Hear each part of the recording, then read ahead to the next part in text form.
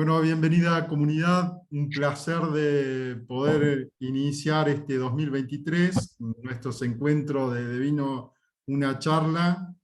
En este primer encuentro del 2023 nos está acompañando amablemente y compartiendo su sabiduría Santiago Llaudat. Vamos a decir algunas cositas de Santiago, lo vamos a presentar y después le vamos a dar la palabra. Una vez que termine Santiago sus reflexiones y su sabiduría, abrimos un espacio de preguntas, de resonancias, de participación de la comunidad.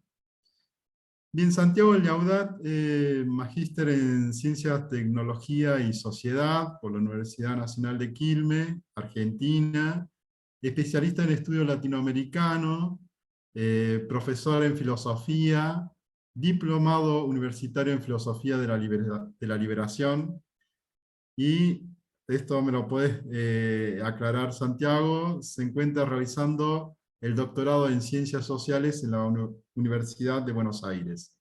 Profesor titular ordinario de la Cátedra de Introducción a la Filosofía en la Universidad Nacional de La Plata.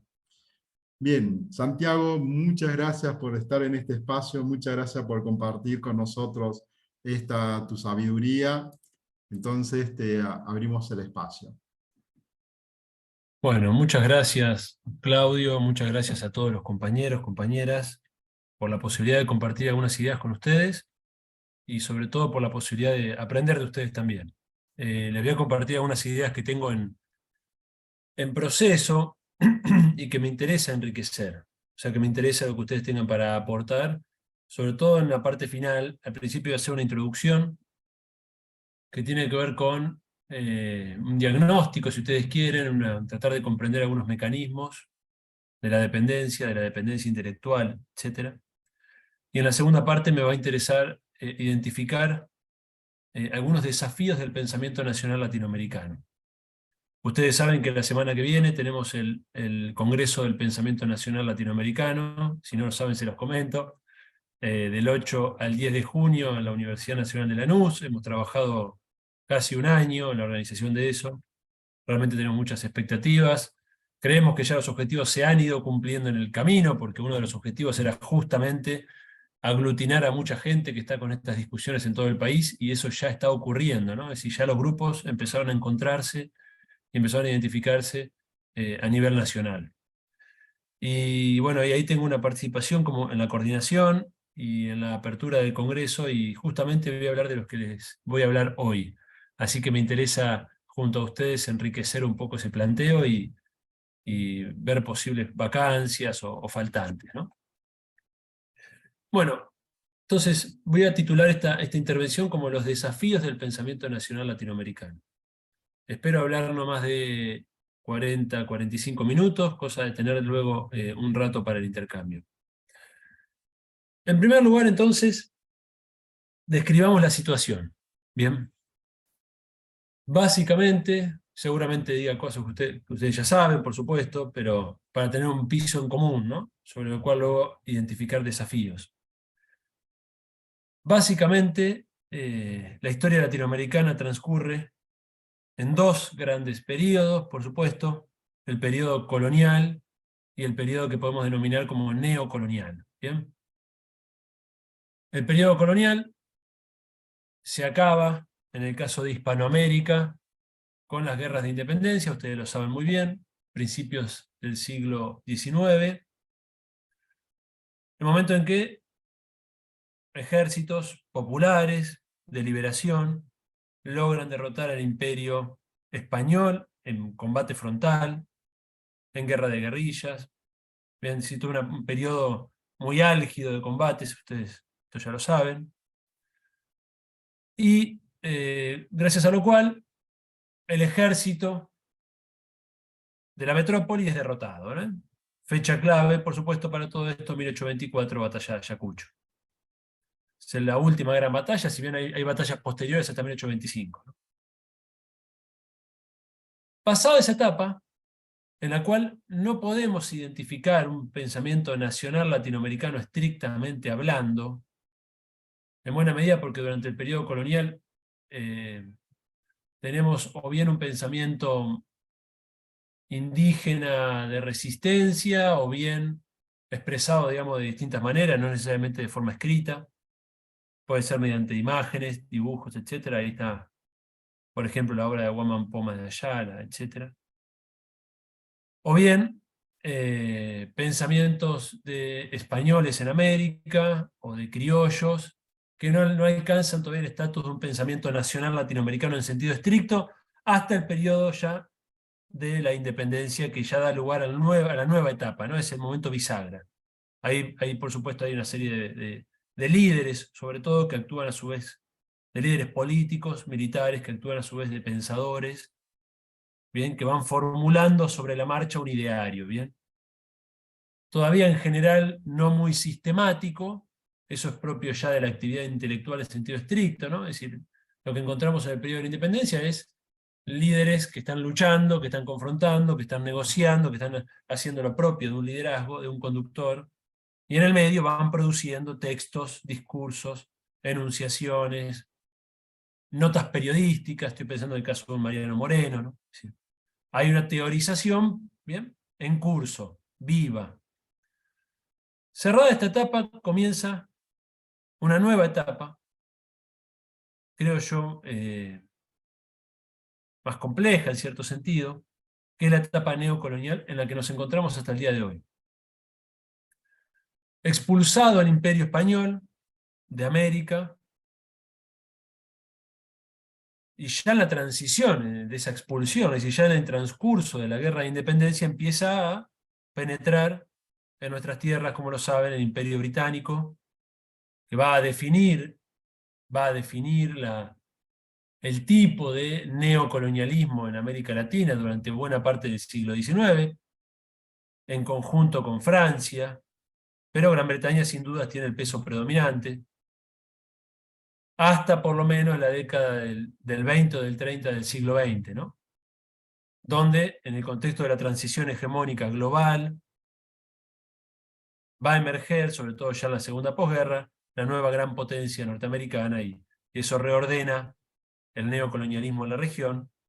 Pero a los efectos de esta charla, lo que importa señalar es que, terminado el periodo del colonialismo directo por fuerza político-militar, entramos en una etapa más sutil de neocolonialismo, donde empiezan a pesar ya no en primera instancia la fuerza militar, sino lo que se conoce como el soft power, ¿no? Es decir, la fuerza suave, el poder de persuasión, por supuesto de la mano con mecanismos financieros, diplomáticos, hasta tecnológicos de dominación.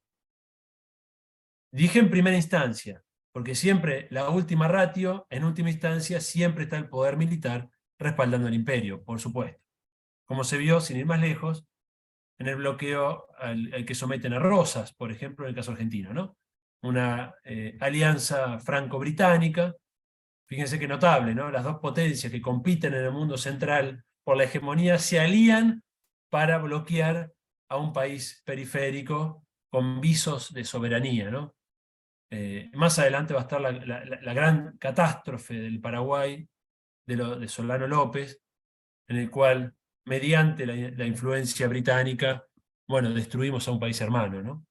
Es decir, hay todo un periodo ahí de operación de colonización, fundamentalmente mediante esto que se conoce como el soft power, ¿bien?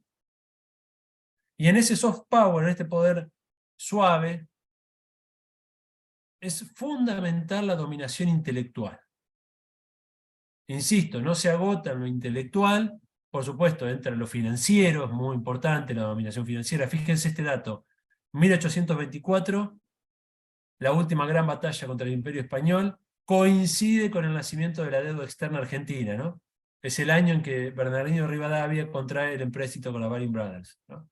El inicio de la deuda eterna argentina está en el mismo año, precisamente en el mismo año, en que era derrotado el ejército español en Ayacucho, ¿no? Esto no es un dato anecdótico, ¿no? Es más bien sintomático de la nueva forma de dominación.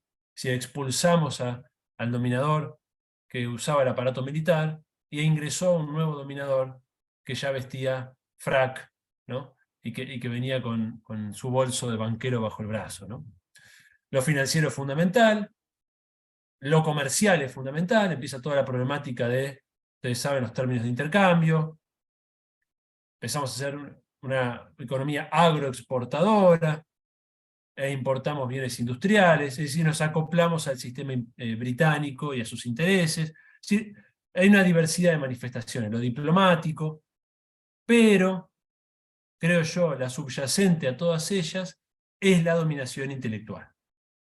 ¿Por qué? Porque si yo logro que el dominado acepte esa dominación e incluso la reproduzca como lo mejor deseable, como lo único posible y hasta lo mejor deseable, por supuesto tengo una garantía de reproducción de ese orden desigual, está claro. Entonces, lograr controlar las ideas, yo diría las ideas y los valores, no solo las ideas, son las ideas y los valores, ¿no? El pensamiento y la sensibilidad, si ustedes quieren, como forma de dominación. Para eso se va a desarrollar en el contexto periférico, esto es algo que ocurre en escala global, no ocurre solo acá, se va a desarrollar en el contexto periférico una intelectualidad nativa, bien, cipaya. Cipaya en el sentido más estricto del término, ¿no? Ustedes saben que los cipayos eran soldados de la India que trabajaban para el Imperio Británico, bien, como un engranaje de su maquinaria militar, sometiendo a su propio pueblo. Ese es el cipayo, ¿bien? Bueno, esta intelectualidad cipaya, esta inteligencia, ¿no? Como se suele decir, cipaya, va a convencer a los pueblos dominados de que no hay alternativa, de que la mejor opción es aceptar la integración subordinada al imperio dominante.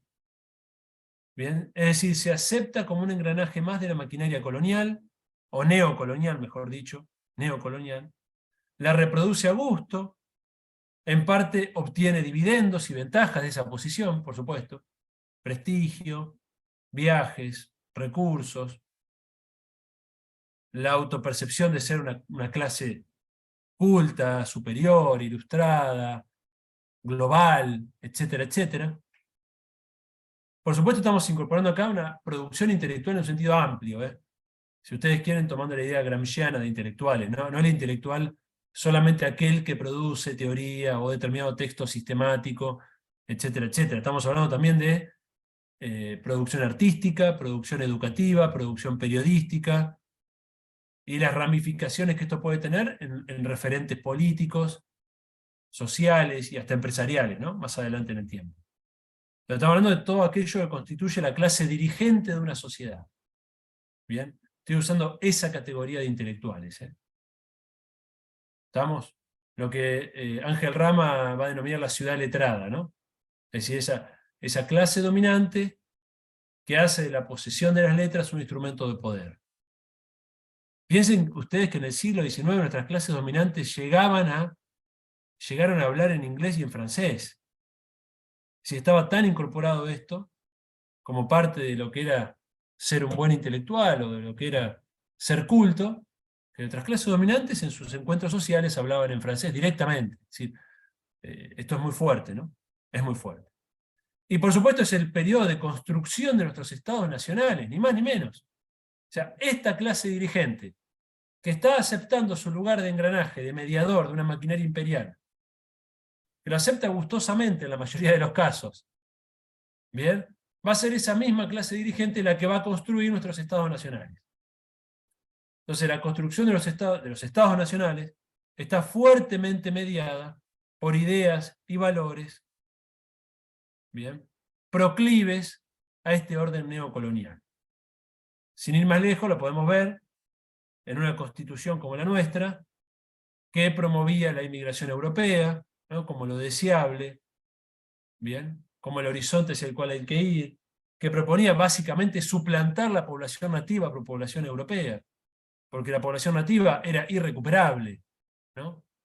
En el mejor de los casos se podía educar, y ahí aparece toda una fuerte política educativa en ese sentido, pero educar era civilizar, ¿no? Educar era renunciar a lo que eras para adoptar otro parámetro cultural, otro horizonte de vida, bien, para volverte moderno en el sentido de la Europa moderna, ¿no? Desarrollo del individuo, desarrollo de un tipo de racionalidad, desarrollo de la noción de propiedad privada. Bien, tenías que, básicamente, formatear al sujeto americano si es que quería ser aceptado en el nuevo Estado-Nación. Y aquel que no era aceptado debía ser exterminado. Bien, esto fue un proyecto civilizatorio, modernizador, que ya no fue llevado adelante como en el periodo colonial por el que viene de la metrópoli, bien, que llega en un barco y trata de convertir al otro, o de someterlo, o de aniquilarlo, según el caso, sino que ahora el proyecto civilizatorio modernizador está siendo llevado adelante por nativos, por personas que nacieron acá. Y ahí empieza una gran complejidad, ¿no? Es una gran complejidad. Porque las guerras de independencia son mucho más fáciles cuando se percibe al otro como un extranjero dominador. Es mucho más fácil. Ustedes van a ver en la historia de las revoluciones que rara vez ese imperio dominante logra permanecer en el tiempo una vez que un pueblo decide rebelarse, ¿no? Cuando ya no tiene legitimidad ese ejército invasor. Ahora es mucho más distinto, es mucho más complejo cuando esa clase dirigente es nativa, ¿bien? Cuando está conformada por los propios compatriotas. Es mucho más complejo. Por eso el neocolonialismo hasta ahora ha sido, creo yo, mucho más difícil de desterrar, ¿no? Mucho más difícil de discutir. Tiene muchas más zonas grises y más mediaciones, ¿no?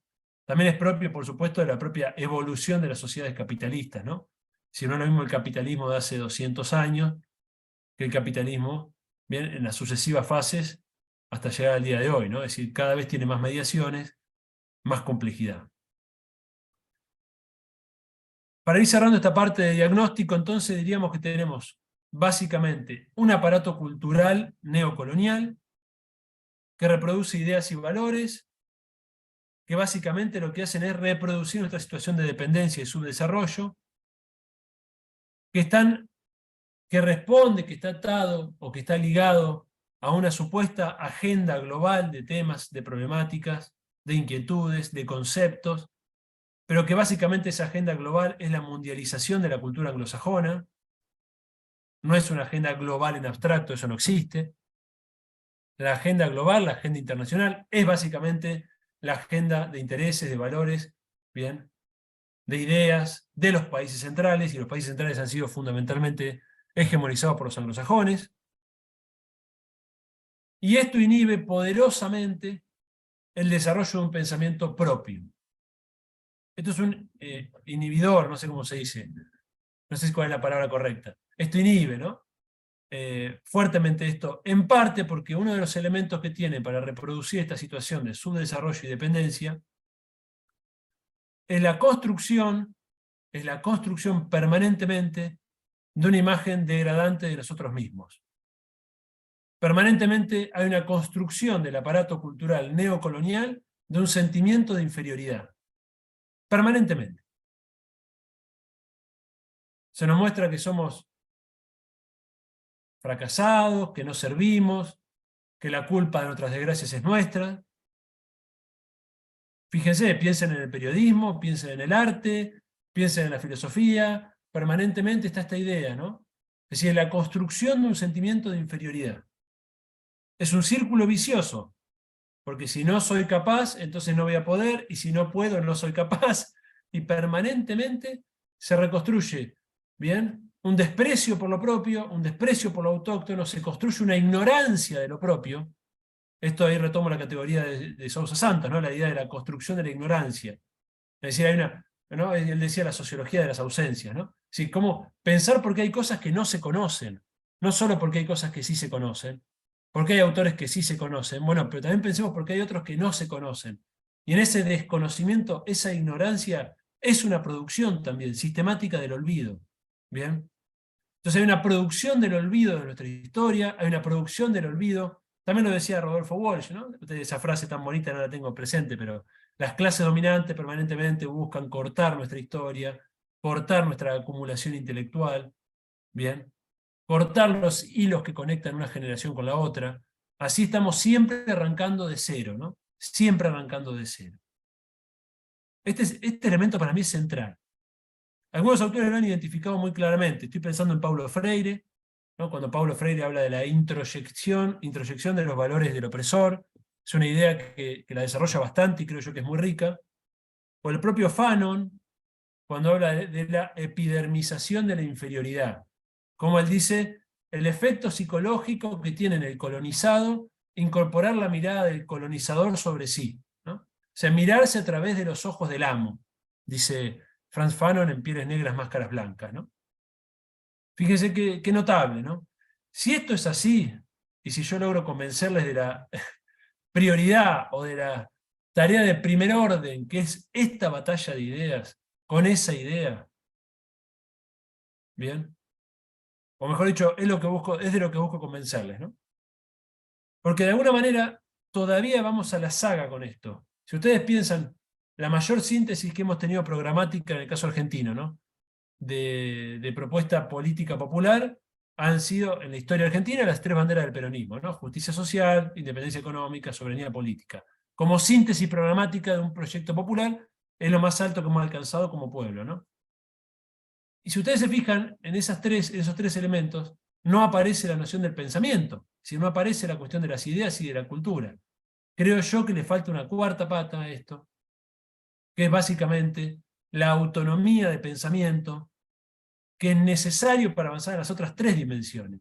No hay independencia económica sin autonomía del pensamiento, no hay soberanía política sin autonomía del pensamiento, y no va a haber justicia social sin autonomía del pensamiento. Creo yo que tenemos que bregar, que pelear por instalar, ¿bien?, la necesidad de la descolonización cultural, intelectual, educativa, lo que Jauretche, ¿no?, tanto batalló, ¿no?, la colonización pedagógica, le llamaba él. Si no logramos avanzar en esa lucha, que creo yo que se ha descuidado mucho, estoy pensando, por ejemplo, en los últimos procesos populares, ¿no? Se descuidó mucho esa dimensión. Si no logramos avanzar en esa batalla, caemos y recaemos en el mismo círculo vicioso, ¿no? Bien. Algunos desafíos que, en base a este diagnóstico, propongo para la discusión con ustedes. Son 5. El primero, bueno, no sé si llamarlo un desafío o más bien un punto de partida, creo yo, insoslayable, ¿no? Bueno, y por eso lo pongo en primer lugar. El pensamiento nacional debe ser ya a esta altura indisolublemente nacional latinoamericano. Es decir, no puede haber ninguna decisión en esta identidad entre, en nuestro caso, lo argentino y lo latinoamericano. Cada país de la región adoptará, ¿no?, adaptará esta fórmula a su país. Pero creo yo que la referencia latinoamericana, además de un encuadre cultural, si ustedes quieren, identitario, inevitable y necesario, además es la única condición de posibilidad, materialmente hablando, para nuestros países. Es decir, por la escala actual de las economías, por las complejidades de la inserción en este momento, de la inserción global, realmente es muy difícil para nuestros países, quizá con la excepción de Brasil, pero bien, es muy difícil para nuestros países pensarse aisladamente en este momento. Esto ya lo advertía Perón en los 50, no es una novedad. Perón ya advertía esto cuando decía la tendencia en el mundo es hacia los estados continentales, bien, y esto se ha verificado. Fíjense, Estados Unidos es un estado continental, China es un estado continental, Rusia es un estado continental, por la escala que se precisa para entrar en el juego global. Europa se constituyó como un estado continental, entonces no podemos pensar que Uruguay, que Chile, que Paraguay, que Bolivia, que somos, o incluso Argentina, que somos minúsculos en el escenario global, podamos tener algún margen de autonomía si no nos unimos. Es decir, la unidad latinoamericana es hoy una necesidad de primer orden. Ya lo advertía Bolívar hace 200 años, lo advertía José Martí hace 100 años, pero todavía sigue siendo algo que está en discusión, parece increíble. Pero no hemos logrado todavía en esta batalla de ideas, no hemos logrado todavía instalar la urgencia y un consenso social acerca de la unidad latinoamericana. No existe ese consenso. Seamos autocríticos en esto, porque no existe. La UNASUR se disolvió así. así, de la noche a la mañana. Y no hubieron ni grandes movilizaciones sindicales, ni movimientos sociales, ni nadie salió por la UNASUR. Bien, entonces evidentemente hay una batalla de ideas ahí que no dimos a fondo. Hubo limitaciones en cómo se pensó ese proyecto, quizás un poco superestructuralmente, que hizo que no tuviera un anclaje en las mediaciones populares que existen, que son las organizaciones. Bien, entonces evidentemente necesitamos avanzar en ese encuadre y en esa identidad nacional latinoamericana. Lo segundo, lo nacional no puede implicar cerrarse al mundo, ni lo nacional latinoamericano. Esto es importante porque de vez en cuando reaparecen alguna forma de nacionalismo chauvinista, que creo tenemos que separar claramente de nuestro espacio, ¿no? Es decir, claramente distanciarnos de ese chauvinismo que reaparece a veces, por ejemplo, en relación con los conflictos mapuches, en el caso argentino, o que reaparece cuando se quiere reabrir una discusión sobre leyenda negra, leyenda rosa en relación a la historia americana. Si nosotros tenemos que salirnos de esas dicotomías, que no son nuestras dicotomías, y pensar desde un lugar latinoamericano, la historia latinoamericana colonial, ¿no? Con sus luces y sus sombras. Pero no comprar paquetes que en definitiva nos están ubicando, ¿bien?, en la disputa del norte en un país o en otro, ¿no? No es esa nuestra discusión, no es esa nuestra discusión. Creo que tenemos que separarnos claramente del chauvinismo, claramente del nacionalismo cerrado, obtuso, y por el contrario pensar un nacionalismo popular, latinoamericano, abierto.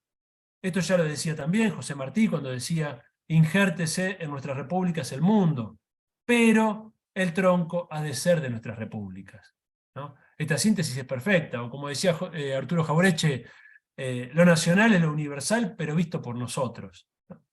Si acá hay una dimensión que esto creo que tiene un impacto en la configuración del pensamiento nacional latinoamericano, que muchas veces tendió a quedarse en lo endógeno, tendió a quedarse exclusivamente en los problemas locales.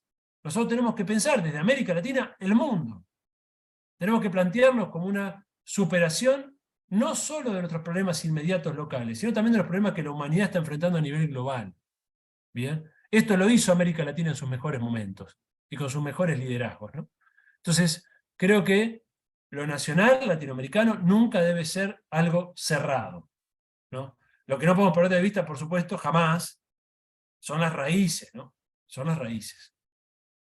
Esas raíces son las que a nosotros nos nutren. Bueno, más adelante voy a hablar un poco de eso. Tercer elemento.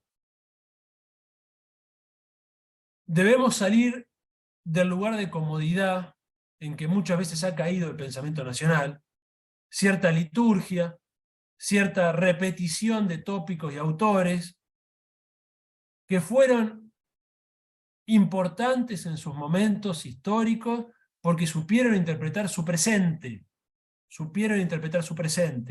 Bien, entonces nosotros no podemos repetir fórmulas que fueron acuñadas para los años 30, 40, 50 o incluso 60, bien, por comodidad, por cierta pereza intelectual de no pensar los desafíos de nuestro mundo desde esas raíces nacional latinoamericanas. Creo que el mejor homenaje que podemos hacer a los clásicos es pensar nuestro presente y el futuro, que se nos abre a partir de este presente problemático, ¿no? Bien, me parece que es un lugar de mucha comodidad. Me parece que es un lugar de mucha comodidad y es un lugar problemático. Yo entiendo, por supuesto, no es que estoy juzgando a nadie. Entiendo el valor que tiene la historia de las ideas, por supuesto que lo entiendo. No soy un tonto. Sé que tiene un lugar de primer nivel en la batalla de ideas. Lo sé perfectamente. Ahora, no puede ser que todo el pensamiento nacional haga historia de las ideas, ¿no? Sí, es una cosa es confundir una cosa con la otra, ¿no? Si a uno le reconozco el lugar que eso tiene, por supuesto, porque permite justamente sacar del olvido autores, cosas que ya hemos charlado acá, permite construir una tradición de pensamiento, permite fortalecer esas raíces, por supuesto que sí, soy consciente de todo eso. Ahora bien, si nos quedamos en la repetición de esos autores, nos quedamos afuera de la discusión contemporánea. Nos quedamos afuera de la discusión contemporánea. Bien, entonces, tenemos que abrirnos a esa discusión, a esos problemas, y esto necesariamente implica también abrirse a la teoría contemporánea, a la teoría social contemporánea, a la filosofía contemporánea. Esto, insisto, por si hace falta ser más claro, esto no implica renunciar a las raíces. Yo soy un profundo crítico de aquellos que se suben a las corrientes de moda, ¿no? Entonces, las corrientes de moda son los autores de moda que llegan del norte, y ahí están todos subidos a la ola, ¿no?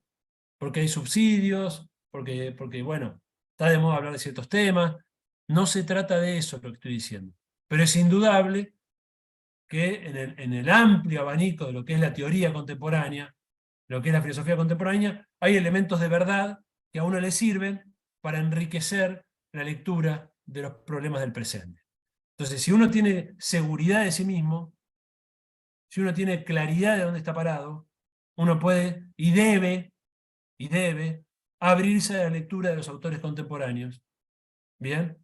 No por temor a caer en esas modas, debe ignorar lo que algunos autores dicen.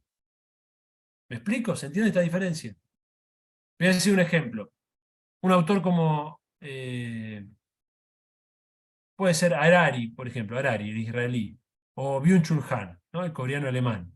Bien, dos autores contemporáneos, bestseller. Yo tengo profundas diferencias con ellos. Algunos lo he analizado ya públicamente en el podcast, que después seguramente Claudio puede compartirles. Tengo muchas diferencias, son autores que, en el caso de Byung-Chul Han, su propuesta es una propuesta de salida típicamente posmoderna, ¿no? El retorno al yo, al individuo, el aislamiento, cuidar tu jardín, ¿no? Es decir, este tipo de propuestas propias de la posmodernidad. Y Harari es un defensor básicamente del imperialismo, ¿no? Y sin embargo, son dos autores que tienen muchos aportes para pensar la sociedad del presente. Entonces, yo por rechazar en bloque al posmodernismo o a los autores del imperio, ¿me voy a privar de leer estos autores? No, no debo privarme, debo leerlos, debo discutirlos, debo ver qué elementos de verdad tienen, y debo criticar los elementos de error o las cosas que uno discute desde América Latina, además para entrar en la discusión contemporánea, porque son los autores que hoy se están leyendo. Entonces no puedo quedarme repitiendo, ¿bien?, libros de hace 50 años que ya no están en la discusión contemporánea. Ya no están en la discusión contemporánea. Cuarto punto. Así como hace un rato les comenté que la construcción del sentimiento de inferioridad es un elemento de primer orden para el aparato cultural neocolonial, el movimiento inverso es una tarea de primer orden para nosotros. Es decir, la construcción de una imagen positiva de nosotros mismos. La recuperación de nuestra gran riqueza intelectual, conceptual, literaria, popular, axiológica, de valores. Es decir, todo aquello que contribuya a la creación de una imagen positiva de nosotros mismos. Valorar nuestra historia, nuestras tradiciones, nuestra cultura, nuestro pensamiento, nuestro arte, nuestros líderes populares también, plebeyos, líderes sociales, que son verdaderos héroes, que sostienen muchas veces situaciones de vida en condiciones infrahumanas, que enfrentan el narcotráfico, que enfrentan la miseria, la pobreza. ¿Qué más heroico que eso? Ahora, son historias que muchas veces no se conocen. No se conocen. Entonces tenemos una tarea de primer orden ahí, en la construcción de una autoestima nacional. Sin esa autoestima no hay liberación posible, ¿eh? No hay liberación posible. Y la autoestima no es un producto azaroso, ¿no? La autoestima se construye. Así como ellos construyen la imagen negativa, denigrante de nosotros mismos, que es la que nos muestra buena parte del cine, buena parte de las novelas, buena parte de la literatura. Bueno, nosotros tenemos que construir una imagen, bien, en sentido contrario. Ampliar el amor propio. Fíjense ustedes, sin ir más lejos, lo que hace la industria cultural norteamericana, o la china, o la alemana, o la británica en su momento. Fíjense el papel que tuvieron para la construcción de una imagen de sí mismos. Fíjense. Piensen en el cine de Hollywood. ¿Cuánto hizo el cine de Hollywood para construir una imagen heroica de los Estados Unidos?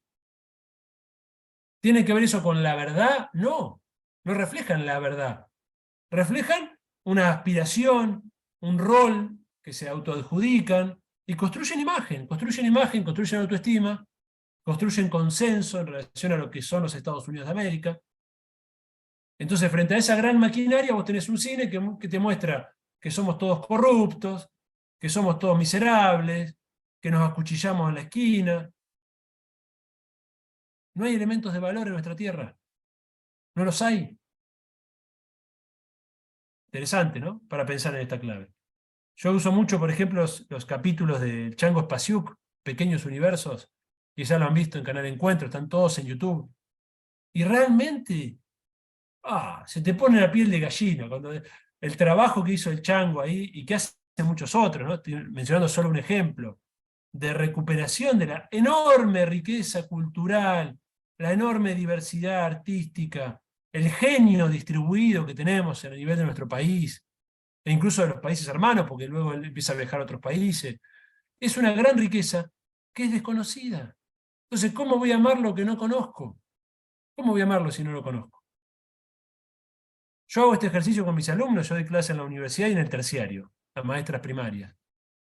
Y les hago preguntas básicas de conocimiento, de elementos, de cuestiones culturales, de hábitos, de todo, de historia. Siempre trabajo en una unidad sobre estos temas y las primeras clases siempre hago ejercicios así para discutirla, mover un poco la avispero, ¿no? Y lo que encuentro en chicas, son chicas porque son todas mujeres mayormente, chicas de 18 a 22, 23, es un desconocimiento total, total, total de nuestra gran riqueza, ¿no? Y muchas veces se tiende a reducir, por ejemplo, la Argentina, creo que en todos los países pasa lo mismo, a las riquezas naturales, ¿no? Y esa mirada nuestra latinoamericana como sinónimo de riquezas naturales ya es una mirada colonizadora. Porque el imperio nos ve como fuentes de recursos naturales. Nos ve como fuentes de recursos naturales. Y uno escucha ahí a los políticos que reproducen este discurso. Digo a los políticos y mucha gente, ¿no? No tengo una mirada antipolítica, pero digo como referentes, ¿no? De una sociedad, los políticos, periodistas.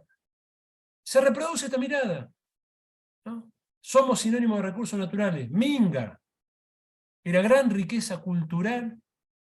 Era gran riqueza cultural desconocida incluso para nosotros mismos. Entonces ahí creo que tenemos una tarea que estamos muy, muy por atrás, ¿no? Muy por atrás.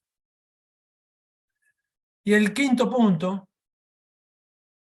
y último por hoy, para abrir el intercambio, creo yo que el pensamiento nacional latinoamericano debe recuperar una dimensión profética. ¿Qué significa esto?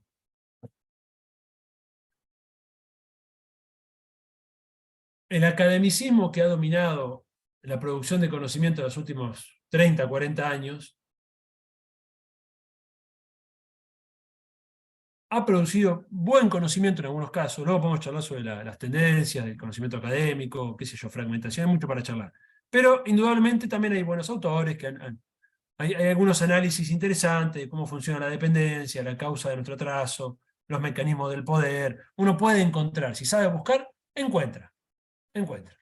Bien, no voy a decir que es mayoritario porque no lo es, pero tenés más o menos producción de calidad sobre cómo funciona el poder, la dependencia, el atraso, el subdesarrollo, etc.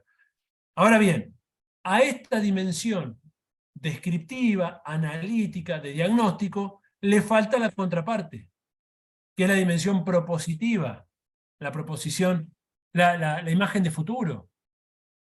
¿Bien? ¿Cómo salgo yo de ese cuadro? ¿Y cómo camino constructivamente hacia otro futuro?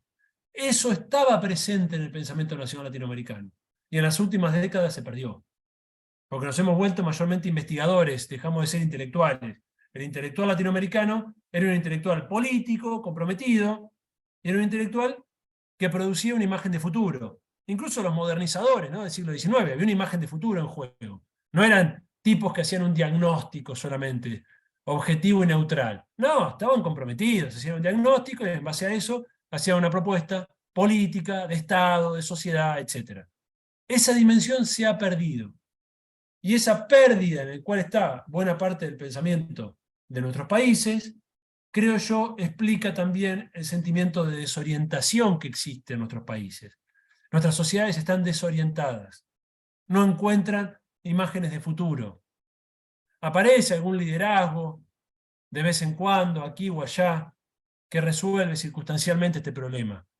Pero la producción intelectual, que debería estar sosteniendo permanentemente una producción de futuro, no lo está haciendo.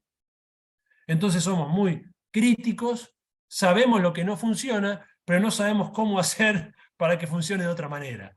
O sea, en tanto no sepamos cómo hacer para que funcione de otra manera, en tanto no sepamos cómo construir o no propongamos una imagen de futuro deseable, el presente se consagra como lo único posible. Esto es evidente. Es evidente. Más vale pájaro en mano que 100 volando. Vos me estás hablando de cosas muy bonitas, pero bueno, ¿cómo llego hasta ahí? Esto ya lo planteaba, por ejemplo, Oscar Barsavsky, gran pensador argentino en cuestiones de ciencia, tecnología, desarrollo. Y Oscar Barsavsky, en el año 75, él ya planteaba la necesidad de una filosofía constructiva, le llamaba él. La filosofía constructiva es aquella que se propone futuros deseables y explora los caminos para su consecución. Esto es muy interesante. Año 75. Es un libro que no se lee en ningún lado. En ningún lado. En ningún lado. Se ha recuperado la obra de Barsavsky, aquella que es crítica con el cientificismo, la obra del 69, del 70, del 71, del 70. Pero la etapa final de Barsavsky, cuando él empieza a explorar la problemática del futuro, de la planificación, de cómo ir hacia una sociedad distinta, ese Barsavsky no lo estudia nadie. Y tiene que ver con esta etapa en la que estamos. Entonces, ¿el riesgo cuál es? Que si yo me cebo exclusivamente en el análisis del poder y la dominación, termine alimentando el pesimismo de la voluntad. Ustedes recordarán aquel apotegma de Gramsci, ¿no? Pesimismo de la inteligencia, optimismo de la voluntad. Gramsci nos decía, analicemos la realidad lo más fríamente posible para no equivocarnos. Errar en el diagnóstico es errar en la acción.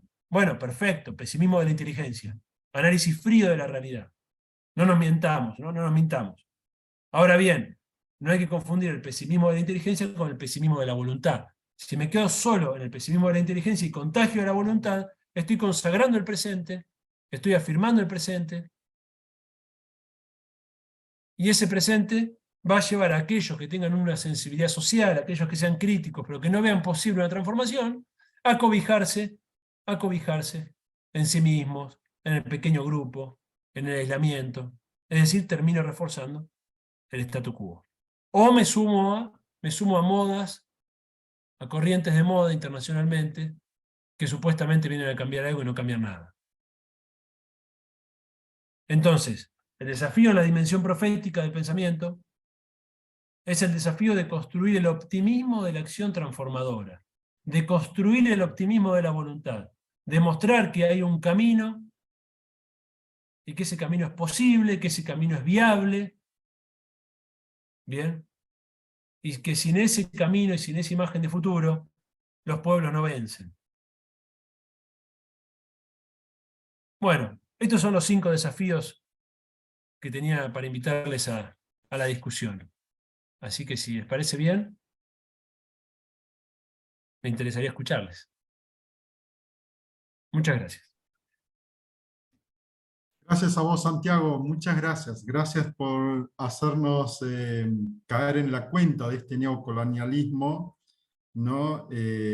También cómo funciona el aparato intelectual dentro de este neocolonialismo, y sobre todo cómo fue construyéndose de esta mirada histórica que nos diste, y muy atinados los desafíos, ¿no? Muy atinados. Esta capacidad de apertura me llamaba mucho la atención, Santiago, el segundo desafío, como un nacionalismo que no puede encerrarse, sino que debe abrirse. Parece también una idea bastante sana, porque aquello que se cierra termina también provocando miradas solamente de lo que pueden mirar a su alrededor, y pierde el horizonte. En este sentido, quería comenzar con esta preguntita primeramente en ese doble sentido.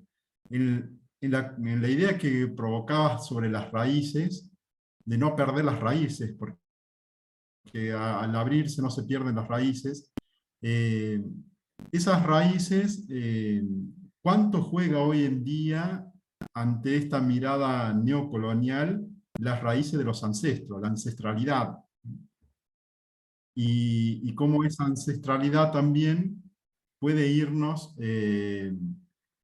abriendo una construcción plenamente identitaria para que nosotros nunca perdamos nuestro ser, o nuestro estar siendo, por así decirlo. Así que gracias, Santiago. Y abrimos también, después de contestar Santiago, abrimos el espacio para resonancia, pregunta. Pueden pedir levantando la mano o por el chat pedir la palabra. Mejor Gracias. juntemos varias, si es que hay, juntemos varias intervenciones y después puedo hacer un aporte a todas juntas, ¿no? Mejor. Perfecto, dale. Cote, te escuchamos. Bien. Buenas tardes, ¿se escucha bien? Sí. Saludos, Santiago, saludos a todos desde Chile, la ciudad de Talcahuano. La verdad, para ser honesta, no conozco mucho o casi nada del pensamiento nacional latinoamericano, así que me quedo con tarea para la casa. Tengo así una duda, que no sé si sea atingente o no el tema, pero la planteo. Eh, me quedé también pensando en lo que decías, implica no cerrarse al mundo. Mi consulta sería, ¿este pensamiento nacional lo construyo desde mi propia nación o país y de ahí sale a Latinoamérica? ¿Por qué pregunto esto? ¿Cómo construir este pensamiento desde una sociedad fragmentada eh, en lo político, no solamente partidista, me refiero a lo político como experiencia de comunidad, como es la chilena? Esto a propósito de los 50 años del golpe y toda la fragmentación que hay en nuestra sociedad. Porque si bien entiendo que debe ser latinoamericano, también debe partir desde el lugar donde yo me encuentro como país, construir una identidad y de ahí salir a Latinoamérica. Entonces mi duda es si tengo esa base un poco fragmentada, en mi caso en particular, crecí en esa generación intermedia de los que, no que eran muy jóvenes para vivir las consecuencias directas del golpe, y en esa generación intermedia, pero aún así encuentro una sociedad fragmentada y actualmente se está notando cada vez más. Por tanto, a partir de esos vacíos, heridas, ¿cómo construir esa identidad? Gracias.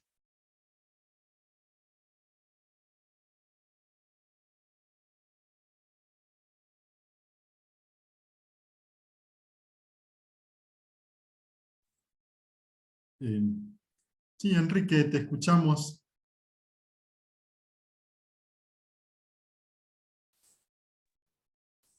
Buenas noches, ¿me escuchan?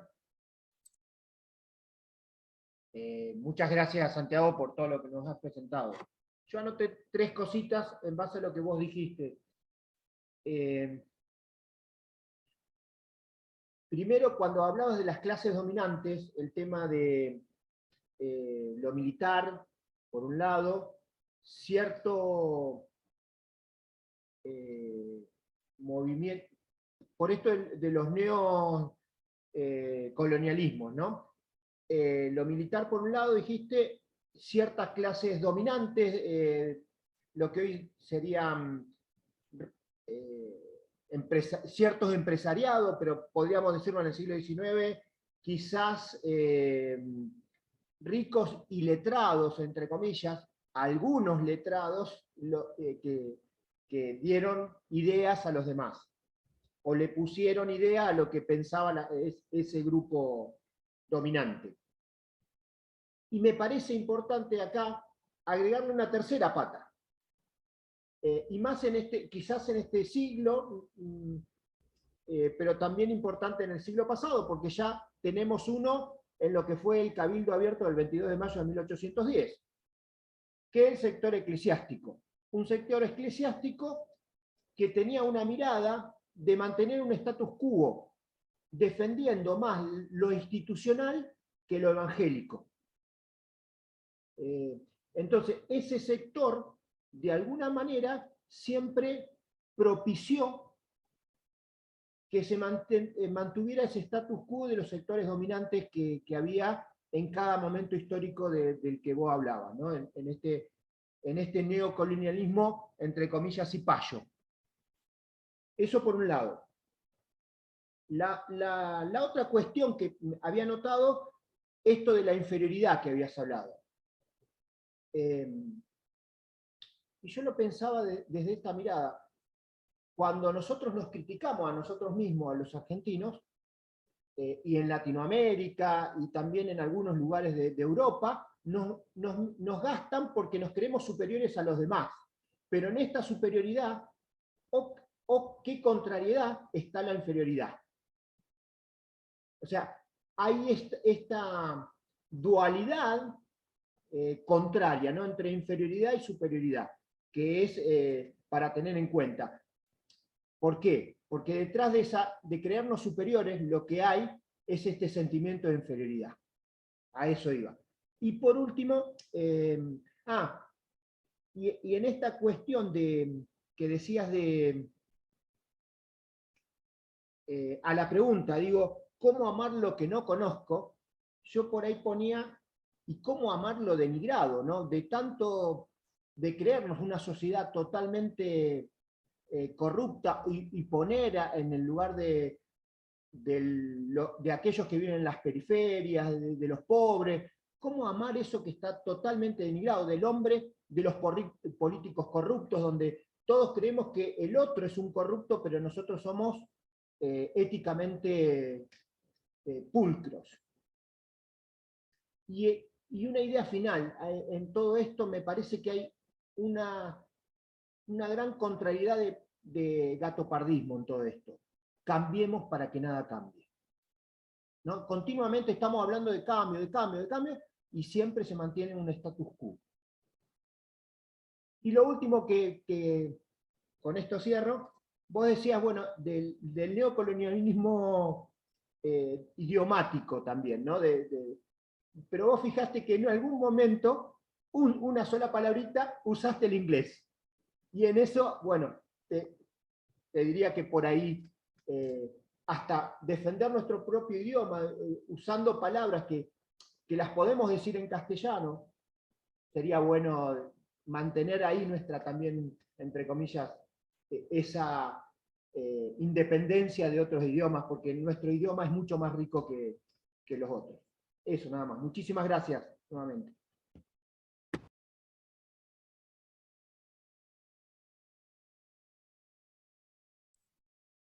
Santiago, escuchamos si querés una más con Emma, si te parece. Bueno, Emma, te escuchamos. sí, nada, felicitarte primero, no te conocía, soy uruguaya, te digo porque entraste más tarde y es la segunda vez que me reúno con este grupo. Así que nada, me encantó, comparto muchísimo, es una gran pelea que tengo también como docente, muchas de las cosas que planteás. Alguna de lo del soft power me ganó de mano el compañero con el tema del idioma, ¿no? De la colonización, como a veces sin querer lo tenemos tan internalizado, tan transmitido a través de los procesos de socialización, ¿no? Algunos valores y eso del hablar, que hablabas del hablar en francés, ¿no? Que era sinónimo de cultura, en algunas épocas, cómo lo seguimos heredando, ¿no? Y hablo de mí misma, que sin querer muchas veces metemos, y hay que hacer el esfuerzo, ¿no? Cómo nos cuesta descolonizarnos a los que estamos hablando de esto también. Pero bueno, fuera de eso, bueno, cuando hablaste de, bueno, de toda la cuestión de los cipayos y eso, digo, me gustaría saber, como uruguaya, como latinoamericana, digo, soy latinoamericana antes que nada, pero hay alguien a quien defiendo muchísimo, que es Artigas. O sea, ¿cuál es tu opinión con respecto a la posición que tuvo Artigas en el enfrentamiento con Buenos Aires, en esa gran idea de una patria grande? Eso por un lado, no voy a hablar de lo que yo opino, sino que quiero saber lo que tú opinás y lo que el grupo opina. qué papel tuvo Artigas y bueno, el pensamiento artiguista y el artiguismo, ¿no? Que capaz que es un poco más grande. Y por otro lado, me comparto muchísimo todo lo que planteás, me parece re interesante, y lo que me siento yo como socióloga, como investigadora, que somos más que nada investigadores, ¿no? Y como, bueno, pensadora, como docente, ¿cómo hago para transmitir digamos, esa digamos, lo que tú llamas la dimensión profética, ¿no? Que me pareció muy interesante y a mí me parece que es fundamental, ¿no? El construir en un futuro en una sociedad tan presentista, ¿no? Que es tan, que vive el presente, que vive el hoy, que está tan dividida, como decía la compañera de Chile, tan dividida, de Chile creo que es, ¿no? María José, tan dividida, tan polarizada, tan agrietada, ¿no? Por tantas razones. ¿Cómo hacemos, ¿no? De repente desde la docencia o desde el lugar que estemos, para poder llegar a hacer, bueno, primero la construcción positiva de un nosotros, si realmente existe un nosotros, o no hay todavía muchas divisiones, y capaz que nosotros, yo no sé cuántos somos nosotros, ¿no? En el sentido, digo, bueno, pensando en el sentido de la construcción del otro, ¿no? Del otro como el enemigo, el otro, esa visión dual y binaria de la modernidad. Pero lo que más me conmueve, digamos, es esto de construir la dimensión profética, ¿no? O sea, de construir un posible futuro y transmitir. O sea, me gustaría saber qué ideas tenés y, bueno, y los demás compañeros poder discutir. Muchas gracias, Santiago.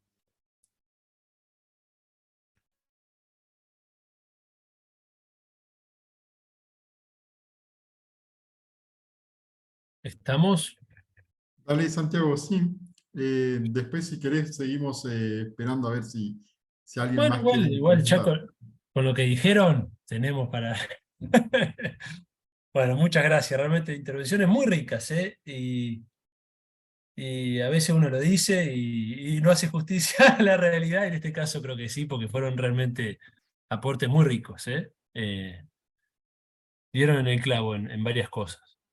Bueno, el primer aporte de Claudio en relación a la ancestralidad,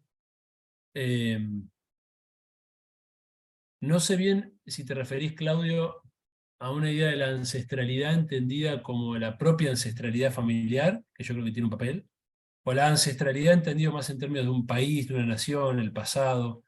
Me gustaría que me aclares esa idea. ¿A qué te referís con ancestralidad?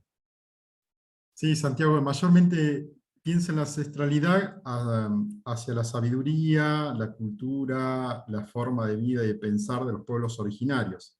Es Bien, decir, en esta cuestión del pensar, digamos, nosotros decimos pensamiento nacional latinoamericano y, ¿por qué no?, pensamiento de la Via Yala. sí, te entiendo, perfecto. Hacia Igual las dos eso. dimensiones son interesantes, para pensar. Creo que no se puede disociar una de la otra. No, en relación a la ancestralidad, miren, les voy a decir, yo soy un convencido, y no digo yo, sino diría un nosotros, porque somos varios que estamos pensando en esta clave, que el pasado y la discusión sobre el pasado, que es parte de la tradición del revisionismo histórico, pero no solo la discusión, sino la revinculación con el pasado, que es distinto a la discusión revisionista, ¿no? Son cosas distintas. La discusión revisionista puede ser una discusión fría.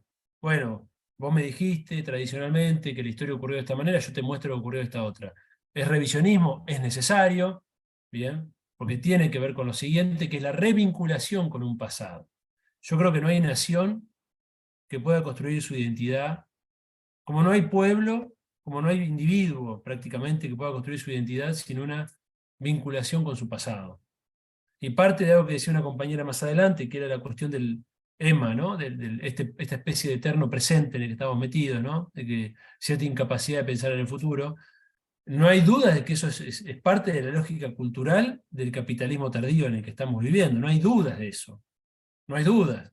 Porque ellos se reservan la producción de futuro, ellos sí hacen estudios prospectivos, ellos sí plantean qué va a pasar con el mundo a 50, a 100 años, y sí construyen una imagen del pasado permanentemente. Solo que nos introducen en esta inmediaticidad en la que estamos, Me parece que fuera imposible ir más allá del hoy, de la semana, de las próximas vacaciones. Siempre es una inmediaticidad además ligada al consumo, ¿no? Es decir, es una inmediaticidad de este tipo, ¿no? Entonces yo creo que la revinculación con el pasado, esto que vos, Claudio, definías como la ancestralidad, es una dimensión fundamental. No es una dimensión solamente intelectual en sentido cognitivo, sino que también es una necesidad emocional, identitaria, que ancla en lo simbólico. Esto es sumamente importante. Ya lo decía Benjamin, ustedes se acuerdan con aquella idea de no hacemos la revolución por nuestros hijos, sino por nuestros muertos, ¿no? Esta idea de, bueno, mirar hacia el pasado, ¿no? Y dignificar ese pasado de derrotas, bueno, y de alguna manera darle vida en el presente, logrando eso por lo que ellos soñaron, ¿no? Está muy presente esto en la cultura de la militancia, sobre todo, ¿no? Piensen en esta idea de, bueno, los desaparecidos. ¿Dónde están los desaparecidos? Están acá, en la Plaza de Mayo, están acá en cada lucha. Bueno, esta idea estuvo presente en todas las luchas populares, en todas las culturas, y es natural y es lógico, y tiene que ver con esta revinculación, ¿bien?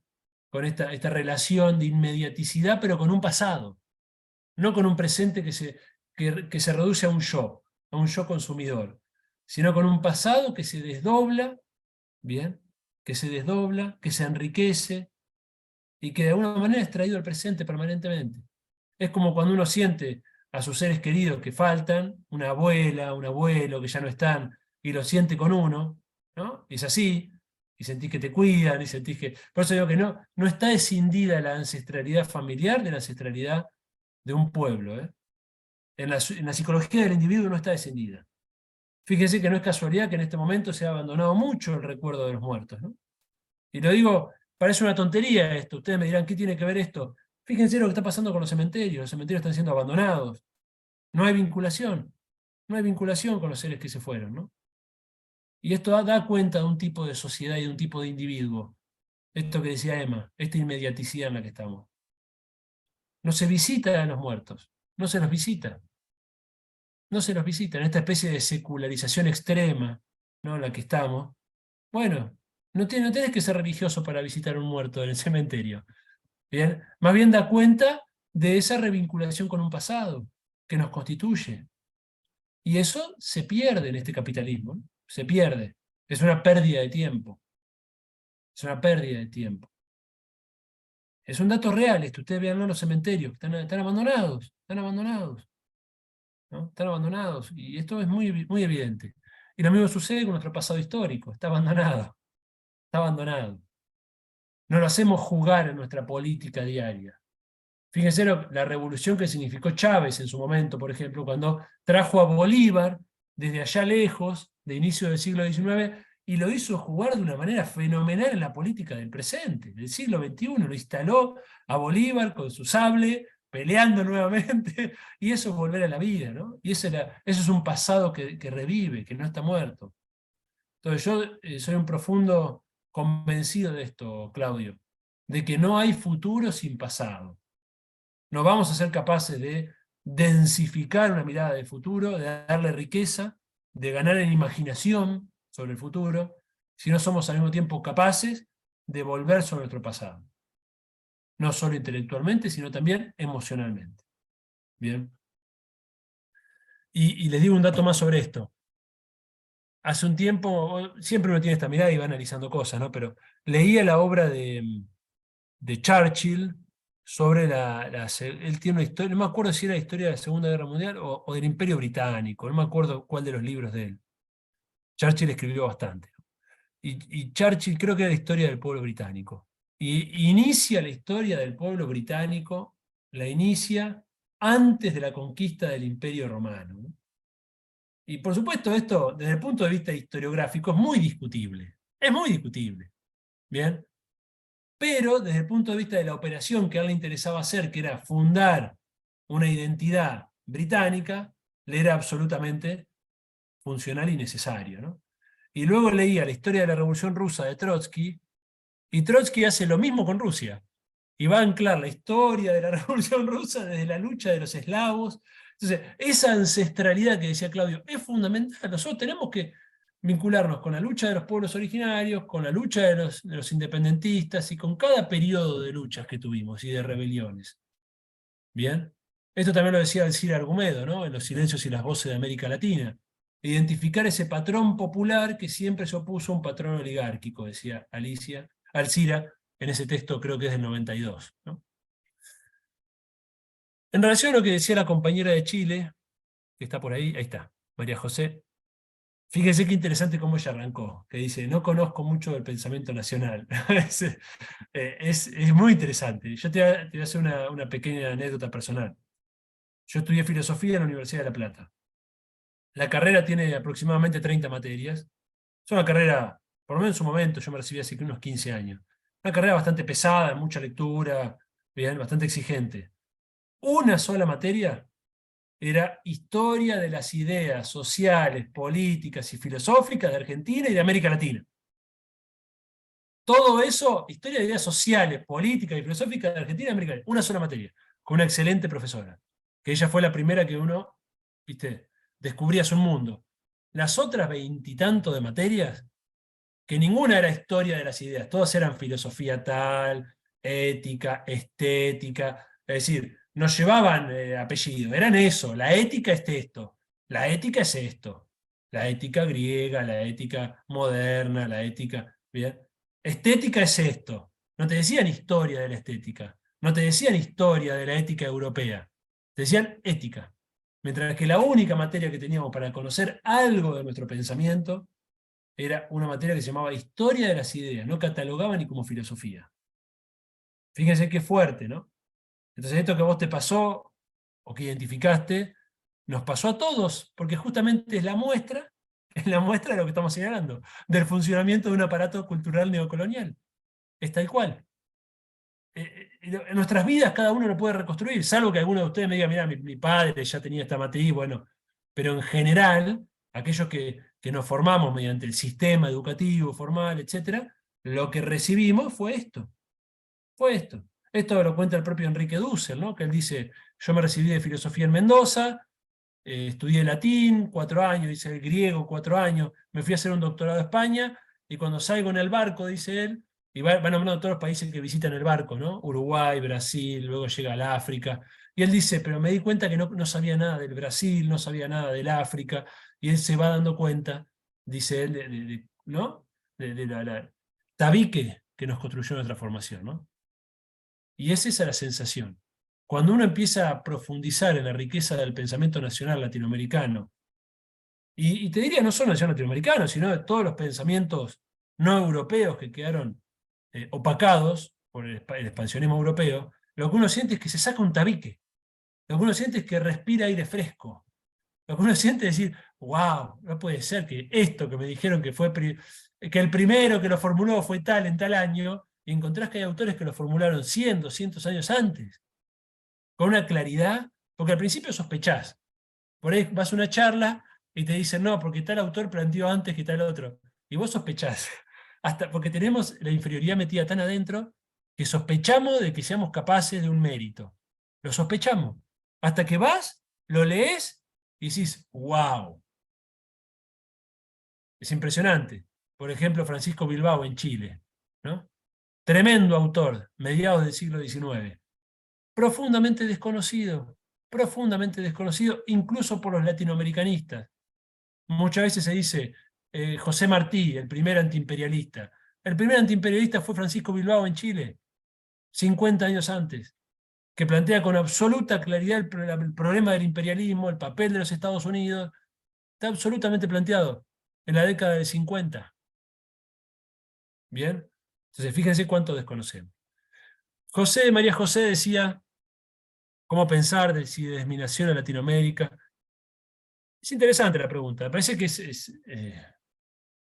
yo arranqué como primer punto de la no separación de lo nacional latinoamericano, es evidente que voy a pensar un ida y vuelta, ¿no?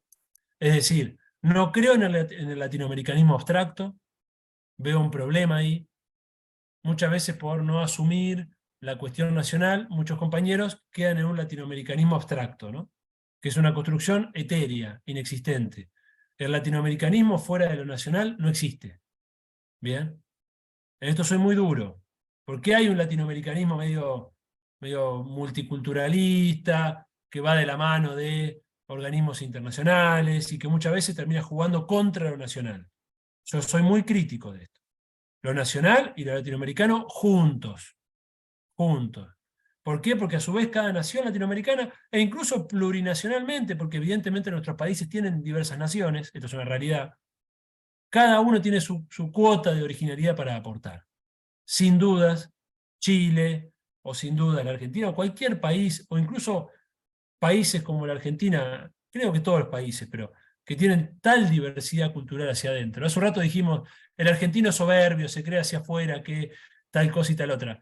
Yo no sé si es el argentino o es el rioplatense, o el rioplatense y la zona núcleo argentina. Yo no sé si el jujeño es así, no lo sé, o si el chaqueño es así. Entonces, en verdad, te empezás a dar cuenta que hay una diversidad cultural muy grande, ¿no? Así que yo te diría que es un ida y vuelta, ¿no? Es decir, es pensar la nación. Para mí es muy importante lo nacional, yo no reniego de lo nacional, por eso hablo de un pensamiento nacional, parece muy importante, sin escindirlo de lo latinoamericano, ¿no? Es decir, las fronteras fueron un accidente histórico, producto de una intervención específica del imperio dominante en aquel momento, que era Gran Bretaña, para dividirnos. Pero tenemos todavía una unidad de lenguaje, tenemos todavía una unidad cultural muy importante, e incluso una unidad religiosa en cuanto a la base cristiana de América Latina, que nos permite pensar, soñar en procesos de integración regional. Esto lo decía, por ejemplo, Abelardo Ramos, ¿no? Bien, acá hay un elemento que nos unifica, hay una historia de luchas que nos unifica. Desde México hasta la Patagonia. Esto es indudable, es indudable. Entonces, sobre esa historia, caminar lo nacional de la mano con lo latinoamericano. Lo singular y lo múltiple sin perder la unidad, ¿no? Sobre el tema de la fragmentación voy a hablar más adelante, cuando en relación a lo de... Enrique hizo varios aportes ahí. En relación a lo eclesial, dice la clase B, por supuesto, bueno, ahí lo eclesial es toda una gran complejidad, ¿no? La Iglesia Latinoamericana es un capítulo aparte, sería otra charla. Sé que este grupo además tiene una beta en la discusión teológica, así que entiendo que conocerán del tema. Y por supuesto, es bien complejo, ¿no? Es bien complejo. Sobre todo porque lo eclesial tiene de base el cristianismo. Esa es la gran complejidad. El cristianismo, en el mensaje de Cristo, es un mensaje igualitario, transformador, revolucionario. Pero lo eclesial se constituyó como una teología de la dominación con el imperio, ¿no? Con el imperio. ¿Bien? Desde el siglo IV en adelante fue la teología del imperio. Y luego avaló expansiones, conquistas, etc. Pero esta tensión, ¿yo saben con qué lo comparo? Algunos por ahí se me enoje, pero lo comparo con la relación entre peronismo y PJ, el Partido Justicialista. El peronismo es en su memoria histórica, es una pulsión igualitaria. ¿Bien? Es una pulsión igualitaria. Busca una justicia social. Es como el cristianismo en el mensaje de Cristo, busca la igualdad humana, busca la emancipación humana. Pero luego construye una estructura que, bueno, es más compleja. Es más compleja. Ha sido más compleja a lo largo de la historia. Bien. Si ustedes quieren, pueden verlo también en relación con el marxismo y lo que fueron los comunismos reales, si ustedes quieren. Pasa lo mismo. El marxismo es indudablemente un discurso emancipador, que nos permitió entender muchísimo de cómo funciona el capitalismo. ¿Quién lo puede discutir ahí? Ahora, se construyó una estructura en un momento histórico determinado que claramente, bueno, ¿no? Sobre todo en algunos contextos, fue muy jodida. Fue muy jodida. Lo mismo puede pensarse del nacionalismo. Lo mismo puede pensarse. Se construye un Estado-nación, que algunos compañeros que critican lo nacional se le confunden con eso. Se construyó un Estado-nación que masacró indígenas, todo lo que ustedes ya saben. Pero lo nacional como tal, en un país periférico, es emancipatorio. ¿Bien? Porque viene a negar el imperio, ¿no? Viene a negar lo imperial.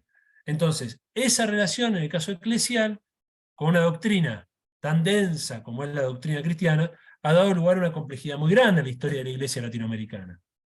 Y muchas veces la discusión entre leyenda negra y leyenda rosa, básicamente se lo digo para quien no lo conozca, la discusión en la historia americana sobre leyenda negra y leyenda rosa, es leyenda negra, aquellos que ven que el imperio español fue esencialmente dominación, exterminio, aniquilamiento de la América, bien, nada más que eso, muy influenciada por la historiografía británica, la leyenda negra, y la leyenda rosa es más bien aquella que levanta a los hispanistas, ¿no? Que defiende la idea de que, bueno, España en verdad fue un contacto cultural, trajo conocimiento, trajo cultura, trajo civilización, que los pueblos indígenas se integraban al imperio español gustosamente, etcétera, etcétera, ¿no? Entonces, son dos polos que tienen que ver con los intereses imperiales de España y de Gran Bretaña. Y hay compañeros que entran en esa discusión. Y muchas veces la mirada que hay sobre la iglesia latinoamericana se encolumna de acuerdo a dónde estés vos ubicado. Si estás en la leyenda rosa, bueno, la iglesia latinoamericana fue lo mejor que nos pasó. Si estás en la leyenda negra, que es mucho más laica, más propia del anglosajón, la iglesia latinoamericana es causa del subdesarrollo latinoamericano. Entonces nosotros tenemos que salir de esas dicotomías. Tenemos una reflexión muy buena sobre la iglesia latinoamericana en muchísimos autores. El propio Enrique Dussel, que nombré hace un rato, ha hecho excelentes reflexiones. Desde la propia teología latinoamericana, de la década de 60 y 70 sobre todo, hay muchísimas reflexiones muy ricas y muy críticas y que al mismo tiempo alumbran los elementos emancipatorios. Entonces lo eclesial, comparto con vos, Enrique, no hay dudas de que como estructura, durante gran parte de su historia, por no decir el 99% del tiempo, fue parte de un aparato de dominación, como estructura, ¿bien?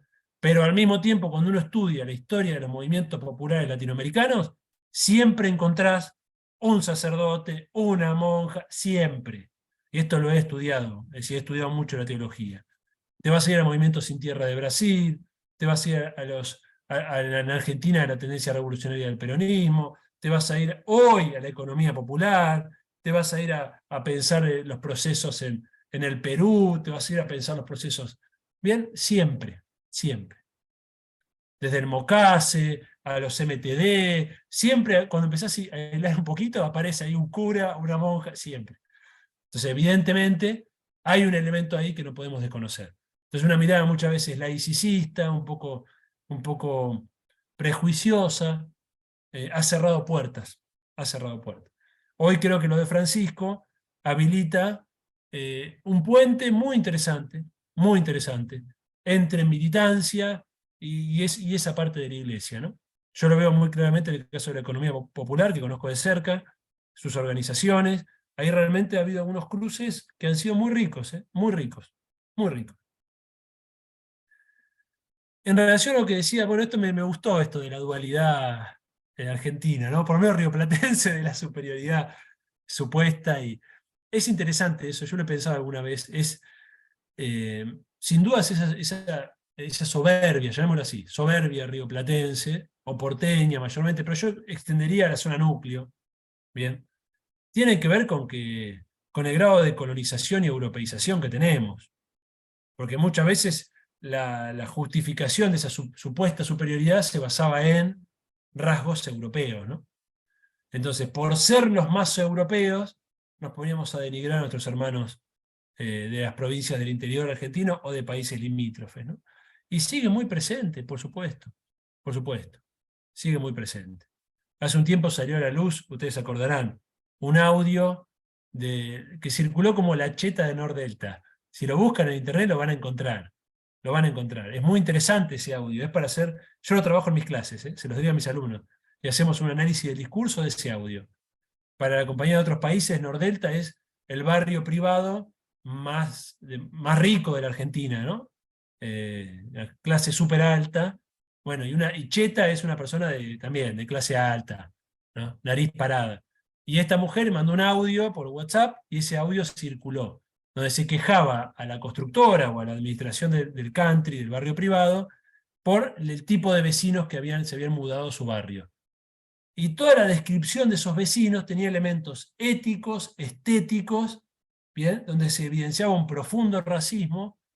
Es hasta gracioso escucharla, pero es muy interesante porque saca a la luz algo que está en ese inconsciente colectivo de un sector de la población que todavía se cree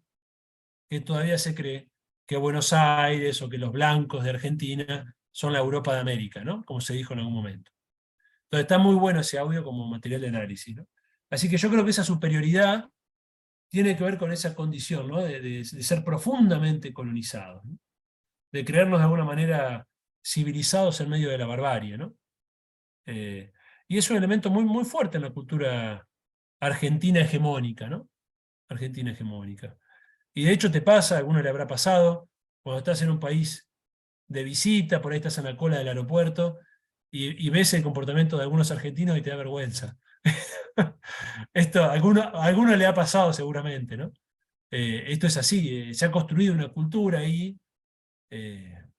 muy dañina, además de la unidad latinoamericana, muy dañina, contra la cual hay que batallar, ¿no? Sobre todo porque, bueno, el país también en su momento tenía un lugar de faro intelectual muy interesante, y esos elementos claramente atentan contra eso, ¿no? Argentina tuvo, sobre todo en la década del 60, 70, iluminó con su pensamiento, bueno, muchos países, ¿no? Con su pensamiento crítico. También Brasil, también Chile, Uruguay, todos, por supuesto, pero era una luminaria en producción, ¿no? Intelectual. Así que me parece que está muy bien ese señalamiento. En relación, bueno, ¿cómo amarlo denigrado? Interesante también esa pregunta filosófica, teológica también, ¿no? Muy interesante, muy interesante. Nos creemos pulcros, ahí usaste una categoría cuchiana, ¿no? Nos creemos pulcros y no miramos el rostro sucio del otro, ¿no? Yo creo, mirá, voy a ir un poquito más allá. Yo creo que estamos teniendo un problema muy serio, potenciado por estas redes sociales y esta lógica cultural en la que estamos metidos. Estamos teniendo un problema muy serio para amar, punto. Ni te digo amarlo denigrado. O sea, ya directamente eso es un salto olímpico, ¿no? Es decir, hay un problema muy serio.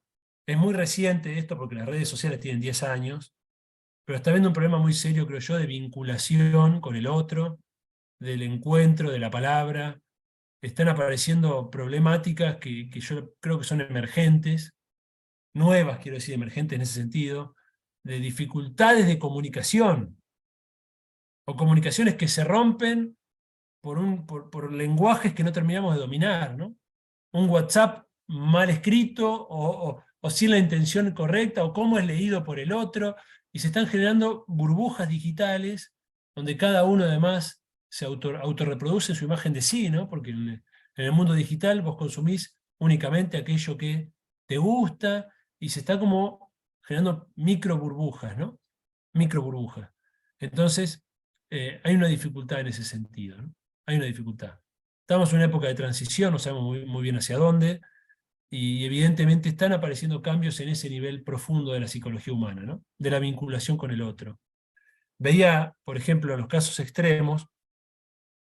Ustedes saben que están viendo ya algunos estudios que están señalando con preocupación cambios de conducta a nivel de adolescentes, ¿no? Esto ya está bastante estudiado.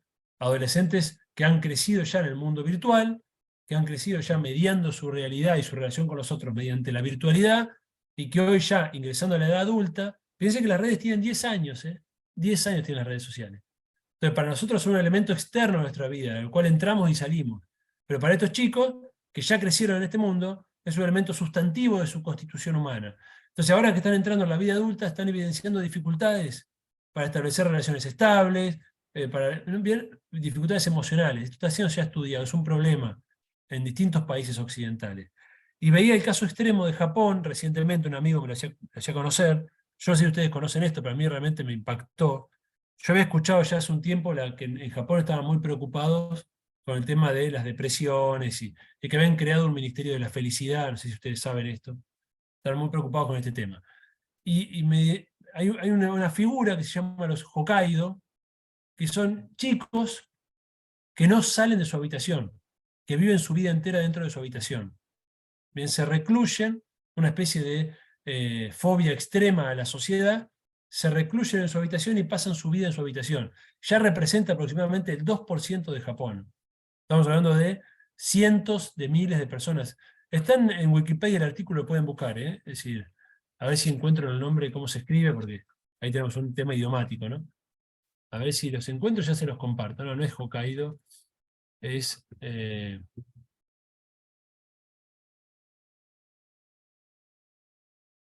Hikimori. Ahí está. La soledad y el aislamiento de la sociedad japonesa. Esto me pareció muy fuerte en relación a las tendencias, ¿no? Cuando uno ve los países centrales puede encontrar tendencias de lo que se va a venir con el tiempo acá. Fíjense, ahí se los comparto por chat. Ahí está, Hikimori, ahí ya me ayudó. Ya sabía María José de eso. Ahí les pasó el enlace de Wikipedia. Es muy notable, ¿no? Entonces, Contra esto, después lo último voy a dar un mensaje de esperanza, pero tengan en cuenta que estos fenómenos son reales, ¿no? Son reales. Bueno, después lo del idioma está muy bien, por supuesto. Ahí yo trabajo en un libro que publiqué, después les voy a pasar al final algunos enlaces, con algunas producciones para que miren, y trabajo el concepto de colonización lingüística y epistémica. Sin dudas, esto que decía Enrique, que después retomó Emma, en relación al lenguaje, sin dudas, mediante el lenguaje hay una colonización que también es epistémica, ¿no? También instala una forma de pensar, instala categoría, ¿no? Entonces, está muy bien la del señalamiento de los compañeros. Yo lo trabajé para el caso de la stevia, que es un tema que trabajé mucho, y bueno, un proceso de colonización lingüística y cultural en relación a la stevia. Emma, para ir cerrando ya. Bueno, ¿qué decirte de Artigas? Soy un admirador profundo de Artigas. Te diría más, les cuento otra anécdota. Cuando empezamos hace ya unos 15 años, más o menos, con esta cuestión del pensamiento nacional latinoamericano y demás, a descubrir la filosofía de la liberación, a descubrir la teología latinoamericana, ese gran camino de descubrimiento, ¿no? Que todavía seguimos y que creo que no voy a agotar nunca.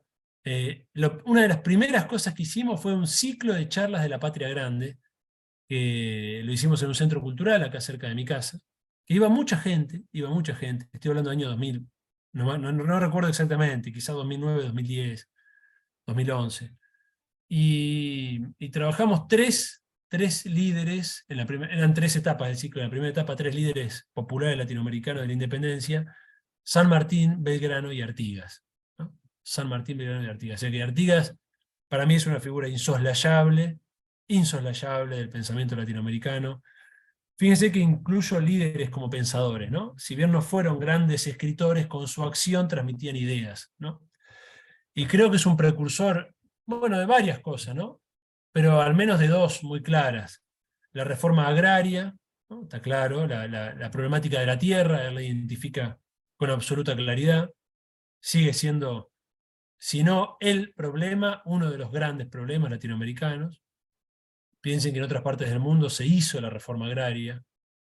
Bien, no digo solo países comunistas, gran parte de los países capitalistas centrales hicieron su reforma agraria, la hicieron los Estados Unidos después de la Guerra de Secesión, la hicieron los alemanes, la hicieron los japoneses, la hicieron los italianos, es decir, tuvieron su reforma agraria, la tuvo China, la tuvo Rusia. Bueno, América Latina sigue siendo el latifundio, ¿no? Por lo menos en el caso argentino esto es emblemático, ¿no? Y Artigas en eso, bueno, es una lanza, ¿no? Es una lanza todavía que nos indica que esa herida sigue abierta. Y luego él identificó claramente el gran riesgo del colonialismo interno, ¿no? Yo suelo decir que en el caso del federalismo argentino del siglo XIX, Artigas fue el primer federal, ¿no? Es el primero que identifica el problema de la metrópoli, del reemplazo de la metrópoli española por la metrópoli nativa, ¿no? En este caso Buenos Aires. Y él lo identificó claramente, y identificó una vez más un problema irresuelto hasta el día de hoy. Entonces, en tanto ese problema está irresuelto, Artigas sigue vigente, ¿no? Artigas sigue vigente. Fíjense que sigue siendo una herida tan profunda que de alguna manera es una marca que jalona casi todos los países de América Latina, ¿no? Es decir, la macrocefalia, ¿no? La macrocefalia de nuestros países que están muy inclinados al dominio de parte de sus capitales, ¿no? Quizás con la excepción de Brasil, que tuvo otro proceso de colonización y tiene un conjunto de ciudades muy importantes y de estados muy importantes, si bien en un centro, por supuesto, en Sao Paulo y en Río, pero tiene ciudades muy importantes.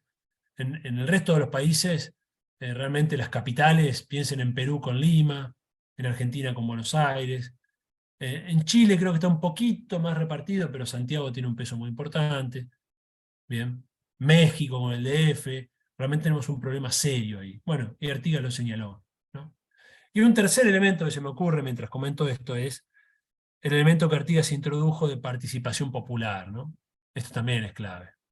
Es decir, Artigas, en una época donde las élites, incluso las élites independentistas, no confiaban en lo popular, no le daban un lugar más que subordinado, paternalista, si ustedes quieren. En el caso de las élites independentistas estoy hablando, ¿no? Es decir, aquellos que reivindicamos porque fueron patriotas, porque hicieron las independencias, bueno, solían pensar lo popular como de una mirada muy paternal, ¿no? Como que todavía no estaban en condiciones para, ¿no? Por lo tanto, las repúblicas no debían ser democracias, sino que debían ser otras formas de gobierno, etc.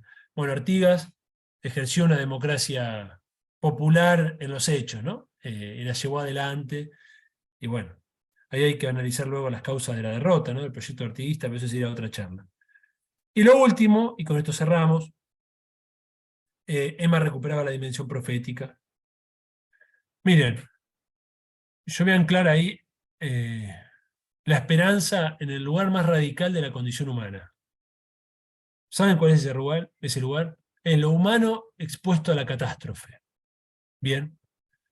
Y lejos de lo que nos enseña Hollywood, esa gran máquina reproductora del pesimismo y del escepticismo, lejos de lo que nos enseña Hollywood, el ser humano expuesto a la catástrofe actúa comunitariamente.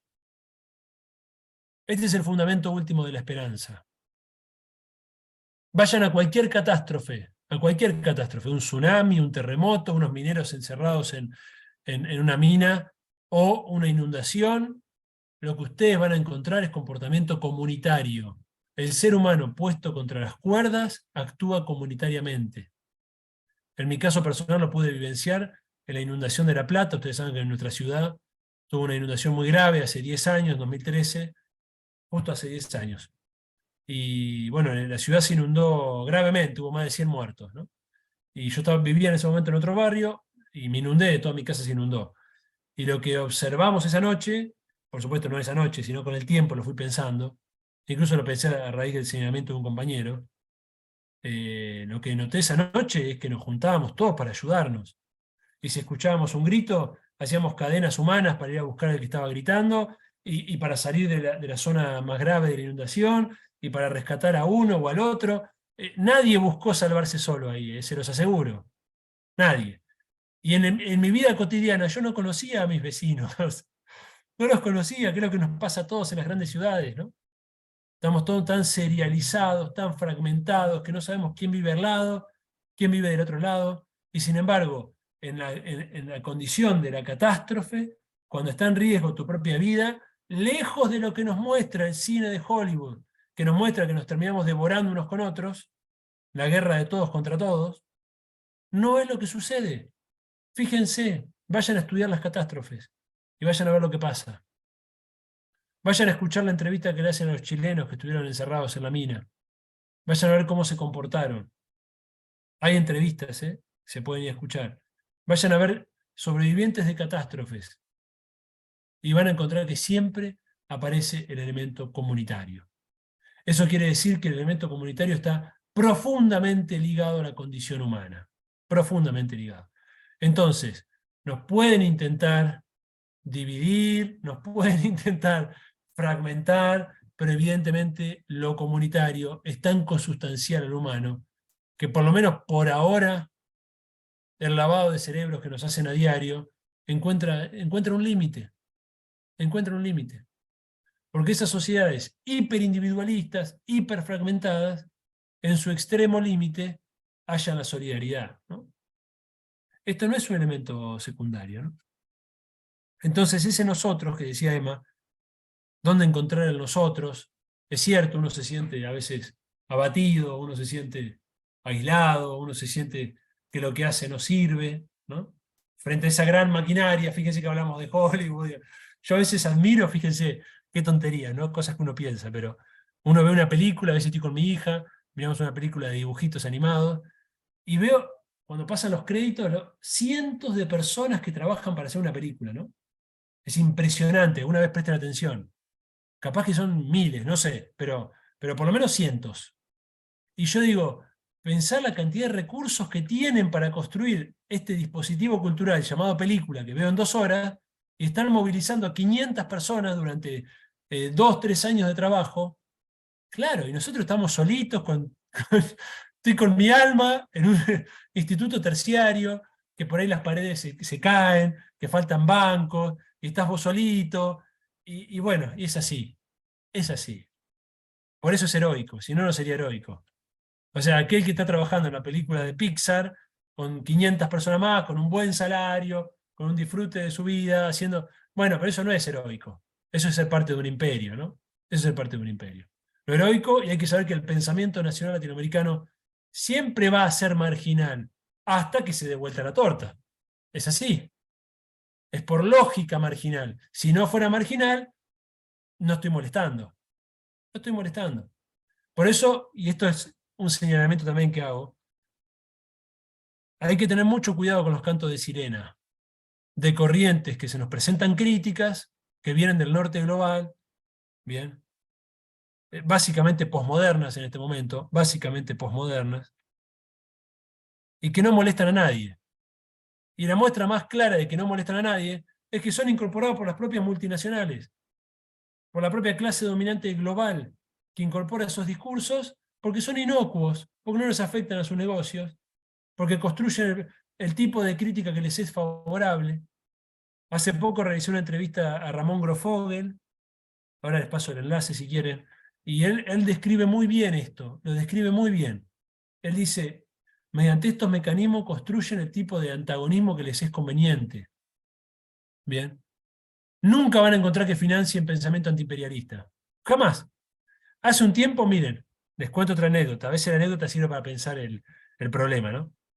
La Embajada de Estados Unidos en Argentina recibió un embajador el último año que es un tipo muy inteligente, muy estratégico. No me acuerdo el nombre ahora, seguro alguno lo puede reponer ahí en el chat. Es una persona muy lúcida en el poder suave, ¿no? Esto que decíamos hace un rato. Y empezó a hacer convenios con universidades argentinas. Bien. Hace un convenio con la UBA, hace un convenio con La Plata, y está haciendo convenios con todas las universidades. Entonces dan charlas, ¿no? Dan charlas un profesor norteamericano con un profesor argentino, pagan esas charlas en dólares, sé incluso el monto de cuánto pagan, ¿bien? Sobre etnicidad, multiversidad, género, toda una cosa muy de boga, ¿no? Muy en boga, lo que está en boga en este momento. ¿Bien? Entonces un compañero, es un compañero que respeto mucho, lo invita y acepta esta charla. Y yo le digo, ¿cómo podés aceptar esto? ¿Cómo podés aceptar esto? ¿Bien? Ya ahí tenemos un problema, ¿no? De la época, ¿no? De la época, de los corrimientos éticos y de lo que era inadmisible en otra época para un pensador nacional. Dice, no, pero no me condiciona lo que voy a decir. No me condiciona lo que voy a decir. Me dice, y le digo, hagamos lo siguiente, le digo. Decirles que vas a hablar de lo siguiente, a ver si te financian. Pero en el título, no en el contenido. Porque vos le estás lavando la cara a ellos. ¿Bien? Si vos le pones un título muy lavado, le estás lavando la cara. Poner un título contundente. Ponele efecto del imperialismo norteamericano en Cuba, producto de su bloqueo. Decime si te lo financia. O poné la guerra de Ucrania como una guerra de la OTAN. Decime si te lo financian. Contame. Porque si vos vas a hablar de etnicidad, imperio y globalización, te financian. Te financian. Porque el pensamiento crítico en abstracto no es pensamiento crítico. Hay que ponerle nombre y apellido a las cosas. ¿Bien? Es otra crítica que yo le hago a Byung-Chul Han y a toda esa gente. Imperio, capitalismo, bueno, ¿quiénes son? ¿Quiénes son? ¿Quiénes son? Porque ahí es cuando empezás a molestar. ¿Bien? Y cuando molestás, el propio sistema te lleva a lo marginal. ¿En qué sentido marginal? En que vas por los márgenes, andás por los márgenes. ¿Bien? Y marginal en un doble sentido, y con esto cierro. No solo vas por el margen, sino que en ese margen nosotros tenemos que construir junto a los marginales. Porque si hay un sujeto posible de transformación en esta época, creo yo, son los excluidos. Son los excluidos. Bien. El capitalismo actual, sobre todo en nuestra región dependiente, nuestra región periférica, está produciendo una masa creciente de excluidos. En el caso argentino esto es indudable, ya tenemos un 40% de pobreza, 50% de pobreza infantil, un 30 y largo por ciento de economía informal o popular. Eso es una masa creciente que puede crecer más con la nueva revolución tecnológica, y es esa masa creciente la que en su existencia misma está denunciando la injusticia del capitalismo. No hay que inventarse injusticias en el aire, no hay que ir a buscar las injusticias a los libros. A mí a veces me da risa cuando escucho gente muy bien intencionada, que dice, voy a curar enfermos al África. Está bien, escucho un médico sin frontera, es muy honorable y es muy, por supuesto, ¿quién puede negar el valor que eso tiene? Pero yo pienso, acá tengo a 20 cuadras un barrio que no le envidia nada al África, nada al África le envidia. Pasa que tiene menos glamour. Decir que vas a ser un médico en una salita de primer nivel, en un barrio popular, en tu ciudad. Tiene mucho menos glamour. Tiene mucho menos glamour. Entonces, necesitamos fortalecer nuestra autoestima para fortalecer esos recorridos personales y esas trayectorias de vida, y no quedarnos solos. Este es otro mensaje para Emma, ¿no? Que decía cómo hacer. Es muy importante no caer en la soledad, ¿no? Encontrar espacios como este que ha construido Ñahui, y que son muchos, son muchos. Cuando uno empieza a caminar el camino de la descolonización, te das cuenta que hay muchísima gente que está en la misma sintonía. Hay muchísima gente, y hoy, y esto es un aspecto positivo de las tecnologías digitales, uno tiene un acceso a una cantidad de recursos, de redes, de información, que antes era mucho más difícil acceder. Les digo un ejemplo. Nosotros pusimos ahora a disposición una biblioteca que se llama Biblioteca Placted, Biblioteca del Pensamiento Latinoamericano en Ciencia, Tecnología y Desarrollo, donde digitalizamos 400 artículos y libros del pensamiento de Bersavsky, de Jorge Sábato, de Amílcar Herrera, de Rolando García. Todo eso no estaba a disposición, hoy está a disposición. Entonces, en un punto de la soledad del individuo, de uno pensando en su interior, hay una decisión ética personal, de decir, bueno, ¿decido iniciar un camino o no decido? La famosa conversión, ¿no? Para aquellos que vienen del cristianismo, ¿no? La conversión de Pablo, ¿no? Hay un momento que uno dice, bueno, acá hay un cambio que dar. Hay un cambio que dar. Yo trabajo sobre todo con gente de la comunidad científica, ¿no? Me dedico mucho a la política científica tecnológica. Entonces discuto mucho con la matriz cientificista. ¿Y saben con qué los molesto a los cientificistas? Con el sentido de lo que hacen. ¿Cuál es el sentido de lo que haces? ¿Te estás preguntando el sentido de lo que haces? ¿Para quién trabajás? ¿Vos encontrás un sentido? Y la pregunta por el sentido en este momento es una pregunta revolucionaria. Es una pregunta transformadora. ¿Cuál es el sentido de lo que haces? Esto ya lo analizaba la Escuela de Frankfurt, ustedes se acordarán, con la idea del hombre unidimensional, ¿no? Es decir, aparece la pregunta por los medios, pero desaparece la pregunta por los fines, decían, ¿no? Los frankfurtianos. Ya no nos preguntamos por los fines. Ahora todo es lo instrumental, todos son los medios. Bueno, preguntémonos por los fines, porque eso es revolucionario. Preguntémonos por los fines. ¿Para qué haces lo que haces? ¿Para qué? Y ahí está la dimensión también de la filosofía, ¿no? ¿Para qué? Y cuando uno se empieza a preguntar por el sentido, bueno, empezás a molestar otra vez, ¿no? Empezás a molestar. Bueno, gente, muchas gracias. Y les comparto algunos enlaces mientras cerramos, si quieren.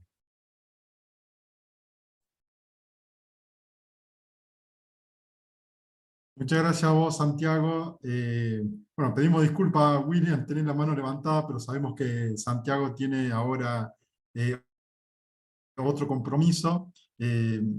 Así que te agradecemos un montón este espacio que nos has regalado, Santiago, tu sabiduría de haber compartido acá en Ñahui. Te agradecemos también el que hayas conocido nuestra comunidad, participado. Y bueno, nosotros tenemos como un clic así al finalizar, brindar y festejar justamente este encuentro y tu presencia y tu sabiduría, Santiago. Así que solemos tener algunas veces una copita de vino. En esta vez somos un poquitito más cuidados, tenemos un mate. Ahí está. Así que salud.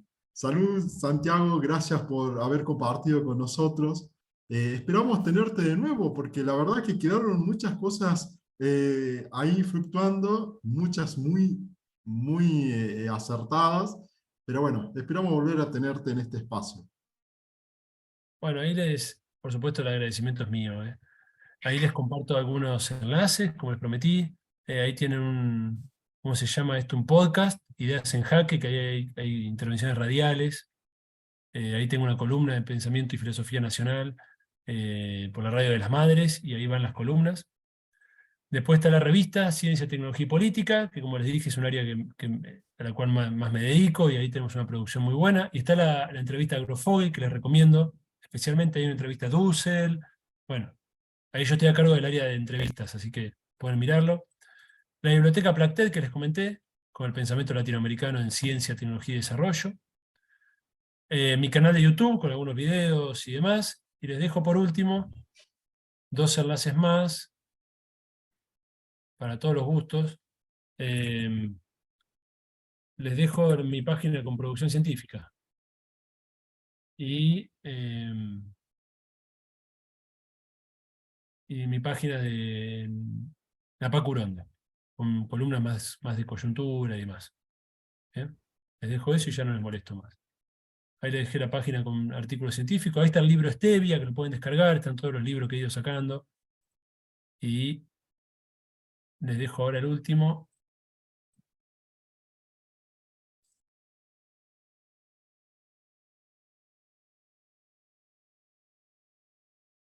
Miren, acá les comparto el enlace de la agencia Pacurondo con mi etiqueta, ahí están las producciones mías.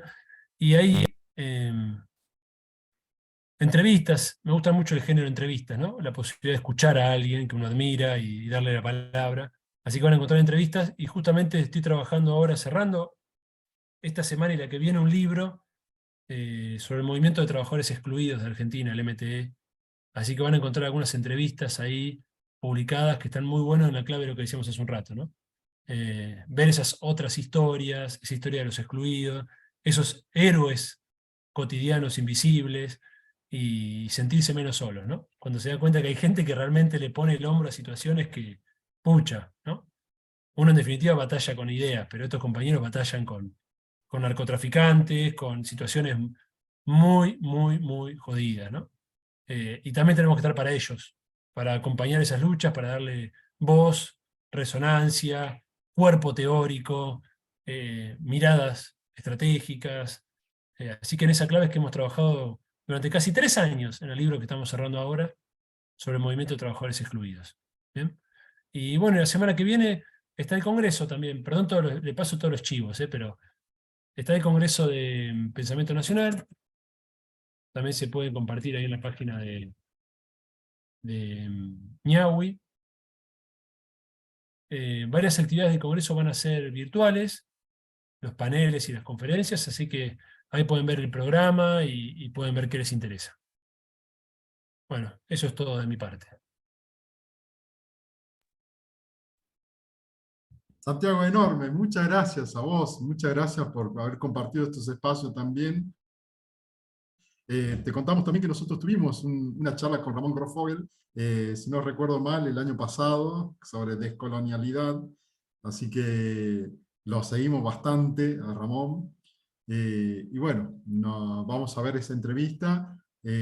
También te seguimos en algunos sitios, creo que es Agua y Limón, en un ciclo que también participás, así que la verdad que nos ha resultado tu persona y tu sabiduría interesante realmente. Así que bueno, Santiago, muchas gracias. Muchas gracias, compañeros, compañeras, muchas gracias. Adiós.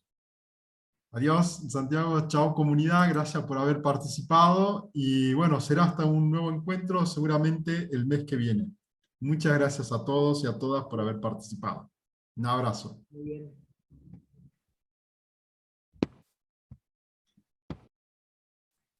Gracias, Emma.